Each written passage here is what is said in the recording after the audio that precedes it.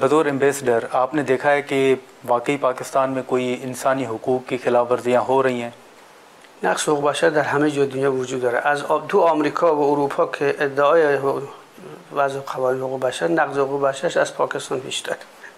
40,000 کودک غزه‌ای با اسلحه آمریکا و اروپا کشته شدن، این حقوق بشر رعایت شده. بعد میگن پاکستان مثلا فلان روزنامه‌نگار مثلا دولت پاکستان مثلا بازداشتش کرده، این میشه خلاف حقوق بشر.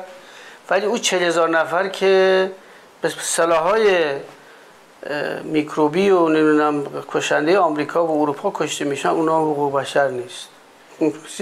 پیروزهای جنگ جهانی دوم حق رو باطل، باطل رو حق نشون میدن، ظالم رو مظلوم و مظلوم رو ظالم نشون میدن، جای اشغالگر و اشغال شده رو با هم جابجا میکنن و با قدرت تبلیغات و اگر تبلیغات کم بود با مداخله نظامی سیاست خودشون رو جا میندازن.